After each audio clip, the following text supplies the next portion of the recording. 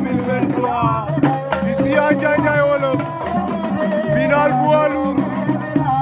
diggante Djily Mbaye bu Soumlok ndeysaan ak ki nga xam ne moo di Walaat bu Njafe ndeysaan Seydou Diouf moo fi woote woon tegal mbëri lu tolloog benn nag ak 30 000 francs ndeysaan diggante Walaat bu Njafe la ak Djily Mbaye bu Soumlok final poids lourd aca ndeysaan ñuy bëgge waa Soumlok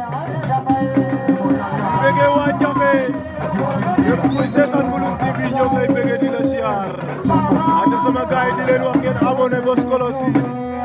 Babacar Touré borom Ndiaye Wolof bëgge naa la siyaar naa la waaw waaw aca Ablaye Ngom maa ngi lay bëgge di la siyaar Djily Mbaye jël na tànk ba Walaat génnaat na ca daa mel ni final bi du yàgg ñaari xale yi dañoo ñeme wante waaw waaw aca ndeysaan di bëgge waa Mbouloum waa Njongon jaak Njongon Bure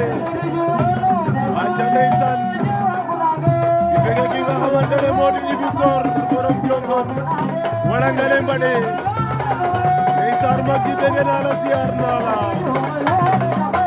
waaw waaw loolu final la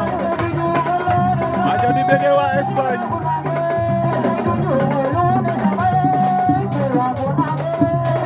Daouda Diouf bëgge naa la siyaar naa la doom yaay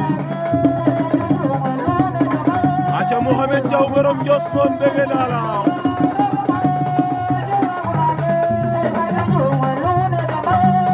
yoon waagu naake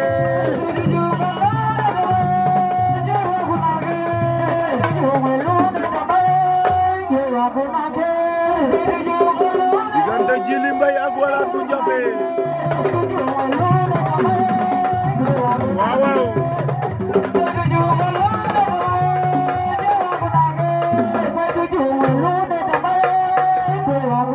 ale Seydou Diouf ngel nun ne tamaye te njol waagu naak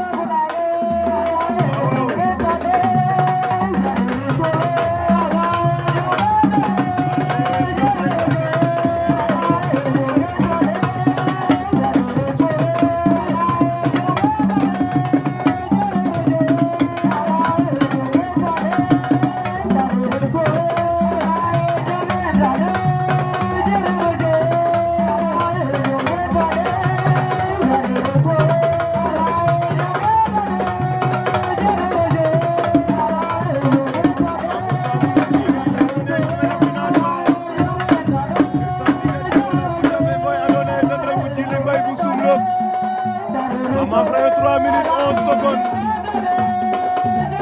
final poids lourd léegi na Ndiaye Wolof Seydou Diouf a xoyit umel ndeysaan a doonan o mbir ye ka fadna nu naak fa 30 000 francs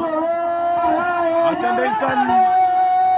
bëgge a tena doom ndees ne Awa Thiam borom Josong maa ngi lay siyaar di la bëgge kooku kenn la ci man Mariama Njaay borom Ndorong Lo bëgge naa la siyaar